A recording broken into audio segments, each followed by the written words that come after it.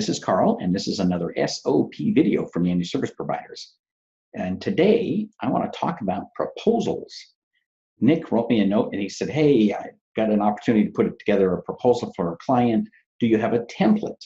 And I said, no. Here's the deal. I don't think templates, especially for proposals, are particularly useful when you're talking about what services you're going to give to a client. I think that you should have a standard set of offerings, and in particular, I've got my 3-tiered price list. That's basically gives you the option of silver, gold, or platinum. I also have my cloud service offering, the big cloud 5-pack, and I describe in there in more or less a bullet point sort of format exactly what the options are, and people can choose one of them. And I think that's far more useful than putting together a big fat 30-page proposal where you've got the history of your company and what skills you're good at and why you do this and why you do that. I think you can put all that stuff together on a website. You can even point it to people. You could print that off and make it a separate bulletin or whatever that you want to do. But here's the thing. I don't think you have ever spent thousands of dollars or made a massive commitment to any company based on a brochure. And why do you think your prospects are going to do the same thing? Right? Why would they make a commitment based on your brochure, which is really what a proposal is? It's got the history of the company, it's got what you're good at, who your people are, all that kind of stuff.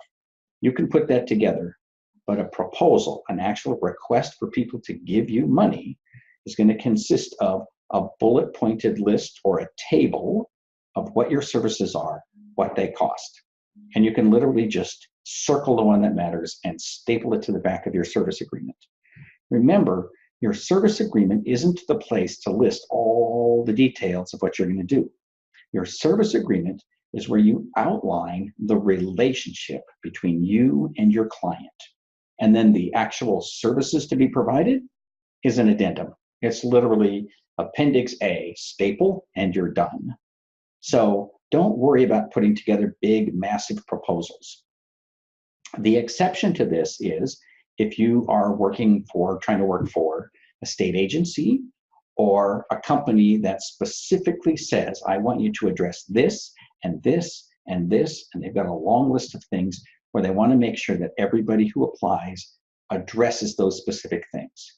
And once again, in that situation, your standard brochure is not going to get the job done. Your standard 30-page proposal that is 29 pages, the same for every single client, is not going to get the job done. So unless a client specifically asks you to give them a big fat proposal, don't do it. Give them an easy to understand list of what's going to be included and how much it's going to cost.